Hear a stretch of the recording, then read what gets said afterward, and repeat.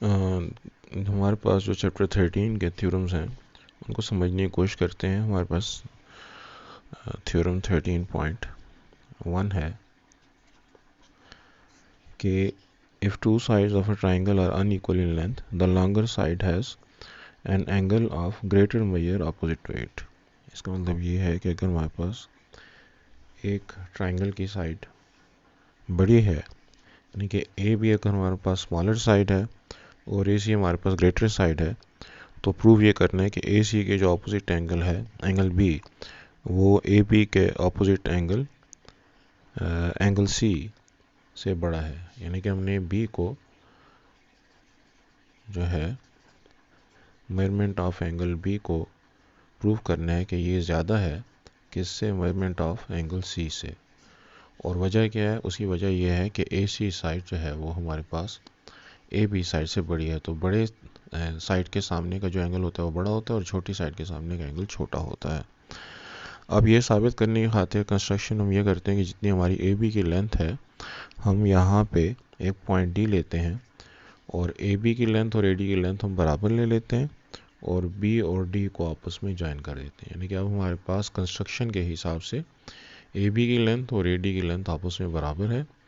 और इस जो मेरे पास नई ट्राइंगल बन रही है, इस ट्राइंगल में जो नए एंगल बन रहे हैं उसमें से एक को हम एंगल 1 कह देते हैं और ये जो दूसरा एंगल बन रहा है उसको हम एंगल 2 कह देते हैं। तो चूंकि कंस्ट्रक्शन से ए बी और ए डी आपस में बराबर हैं, लिहाजा एंगल 1 और एंगल 2 भी आपस में बराबर होंगे, क्योंकि ट्राइंगल के अंदर जब दो साइड्स आपस में बराबर होते हैं तो उनके अपोजिट एंगल्स भी बराबर होते हैं। अब 1 और 2 अगर आपस में बराबर हैं तो ये जो एंगल 2 है, ये नीचे वाली बी डी सी जो कि अनशेडेड ट्राइंगल है उसके लिए एक्सटीरियर एंगल है। और किसी भी ट्राइंगल के लिए जो एक्सटीरियर एंगल होता है वो नॉन एडजेसेंट इंटीरियर से ग्रेटर इन मेजर होता है, बड़ा होता है। ये हमारे पास थ्योरम है। इस थ्योरम के हिसाब से एंगल 2 को जो ट्राइंगल बी डी सी बन रही है उसके एंगल सी से बड़ा होना चाहिए। तो जो एक्सटीरियर एंगल होता है वो नॉन एडजेसेंट इंटीरियर एंगल से बड़ा होता है, लिहाजा थ्योरम के मुताबिक एंगल 2 एंगल सी से बड़ा है। अब एंगल 2 एंगल सी से बड़ा है और 2 1 के बराबर है, तो 1 जो है वो बी से बहरहाल छोटा है, क्योंकि ए बी सी एंगल जो है वो ए बी डी एंगल और डी बी सी एंगल के सम से जो है वो वजूद में आ रहा है। तो ट्रांजिटिव प्रॉपर्टी के हिसाब से एंगल 1 जो है वो एंगल सी से बड़ा हो गया, क्योंकि 2 और 1 बराबर है और 2 सी से बड़ा है एक्सटीरियर एंगल के थ्योरम के हिसाब से। तो 1 2 से के बराबर है और बी जो है वो 1 से बड़ा है, क्योंकि angle B A B D और डी बी सी के सम के बराबर है। इसलिए एंगल बी जो है वो एंगल सी से ट्रांजिटिव प्रॉपर्टी के तहत बड़ा हो गया। थ्योरम 13.2 जो है वो 13.1 का कन्वर्स है। इसकी स्टेटमेंट कहती है कि if two angle of a triangle are unequal in measure, then the side opposite to the greater angle is longer than the side opposite to the smaller angle। तो यहाँ पे हमको जो पिछले थ्योरम का गिवन था वो यहाँ पे टू प्रूव है, और जो पिछले थ्योरम में टू प्रूव था वो यहाँ पे गिवन है। तो सी ए बी के हिसाब से हमको जो गिवन है वो ये है कि एंगल बी जो है वो स्मॉलर है और एंगल ए जो है वो ग्रेटर है। तो हमको साबित करना है कि एंगल ए की जो अपोजिट साइड है वो ग्रेटर है और एंगल बी की जो अपोजिट साइड है वो स्मॉलर है। तो हम इसमें जो स्ट्रेटजी हमारी है वो ये है कि हम जो टू प्रूव है, प्रूफ तो ये है कि बी सी साइड जो है वो ग्रेटर है मेजरमेंट ऑफ ए सी। लेकिन हम ये सपोज करते हैं कि फ़र्ज़ करें बी सी जो है वो ए सी से ग्रेटर नहीं है। अगर बी सी ए सी से ग्रेटर नहीं है तो फिर हमारे पास दो पॉसिबिलिटी बच जाती हैं। एक पॉसिबिलिटी ये है कि या तो बी सी ए सी के बराबर है या बी सी जो है वो ए सी से छोटा है। तो अगर हम फर्स्ट पॉसिबिलिटी को ले लें कि बी सी ए सी के बराबर है, तो और ये ट्राइकोटमी प्रॉपर्टी के तहत कि हमारे पास दो न्यूमेरिकल वैल्यूज़ के दरमियान तीन किस्म के रिलेशनशिप हो सकते हैं, या वो एक वैल्यू दूसरे से बड़ी होगी, या एक वैल्यू दूसरी के बराबर होगी, या एक वैल्यू दूसरे से छोटी होगी। इसके अलावा कोई और पॉसिबिलिटी नहीं हो सकती। तो हमने जो पॉसिबिलिटी प्रूव करनी है उसको हम छोड़ के बाकी दो पॉसिबिलिटी को कंसिडर करते हैं कि उससे हमें क्या रिजल्ट मिलता है। अगर मैं कहूँ कि बी सी और ए सी बराबर हैं, तो जब ट्राइंगल के दो साइड बराबर होते हैं तो दोनों एंगल्स भी बराबर होते हैं। लेकिन वो तो हमको गिवन का कॉन्ट्रेरी हो जाएगा कि ए और बी में तो हमको रिलेशनशिप ये गिवन है कि एंगल बी जो है वो छोटा है और एंगल ई बड़ा है, एंगल ए जो है वो बड़ा है, लिहाजा हम बी सी और ए सी को तो आपस में इक्वल नहीं ले सकते। अब अगर हम बी सी को स्मॉलर ले लें और ए सी को ग्रेटर ले लें, तो फिर भी हमारे पास जो पिछला थ्योरम है 13.1 उसके मुताबिक जो बड़ी साइड होगी उसके सामने का एंगल बड़ा होगा और छोटी साइड जो है उसके सामने का एंगल छोटा होगा। तो बी सी को छोटा लेने से हमने एंगल ए को एंगल बी से छोटा कहना पड़ेगा, लेकिन एंगल ए एंगल बी से छोटा तो नहीं है। हमको जो गिवन है उसके मुताबिक तो एंगल जो बी है वो छोटा है और एंगल ए बड़ा है, लिहाजा हमारे पास सिर्फ एक ही प्रॉपर्टी बच जाती है कि एक ही स्टेटमेंट बच जाती है जिसको कि हम सच मानने पर मजबूर हैं कि बी सी जो है वो ए सी से बड़ी वैल्यू है। तो ट्राइकोटमी प्रॉपर्टी में हमने ये जो बाकी दो पॉसिबिलिटीज़ हैं उनको एक एक करके चेक किया। इसके मुताबिक ए और बी को बराबर होना चाहिए, और ये जो दूसरी है इसके मुताबिक बी सी के सामने का जो एंगल है उसको छोटा होना चाहिए, और ए सी के सामने का एंगल बी जो है वो बड़ा होना चाहिए, और ये दोनों बातें गलत हैं। लिहाजा हमारे पास जो सच मानने वाली बात है जिसको कि हम कबूल कर सकते हैं वो यही है कि हम बी सी को बड़ा लें और ए सी को छोटा लें। तो ये हमारे पास थ्योरम 13.2 हो गया। थ्योरम 13.3 में हमको ये प्रूव करना है कि हमारे पास ट्राइंगल की ये दो साइड्स का जो सम होता है वो थर्ड साइड की लेंथ से जो है वो ज़्यादा होता है।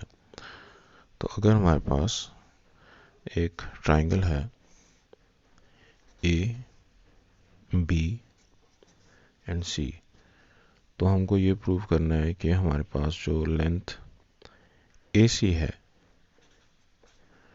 वो उसकी मेजरमेंट ए बी और बी सी की लेंथ से ज़्यादा है।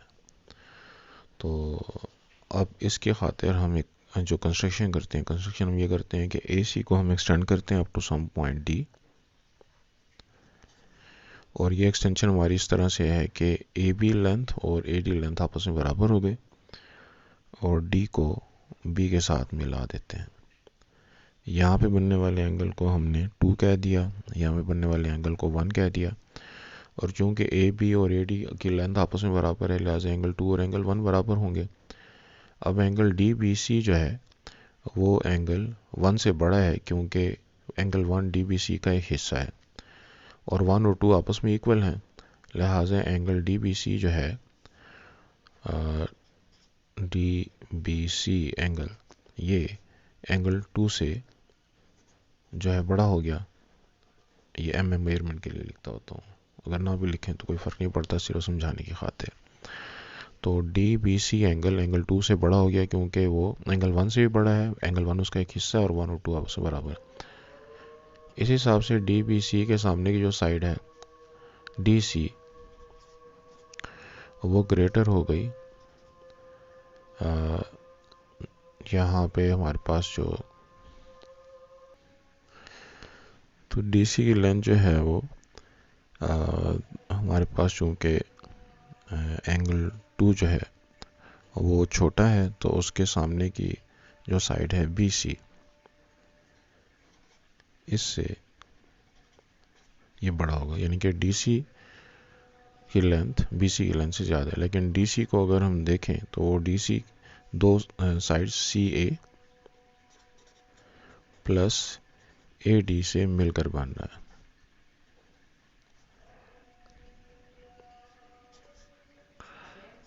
और यहाँ पे अगर मैं सी ए जो है उसको तो एज इट इज़ लिखता हूँ, लेकिन ए डी हमने ए बी के इक्वल लिया हुआ है, लिहाजा मैं ए डी की बजाय ए बी लिख सकता हूँ क्योंकि ये दोनों वैल्यूज़ बराबर हैं।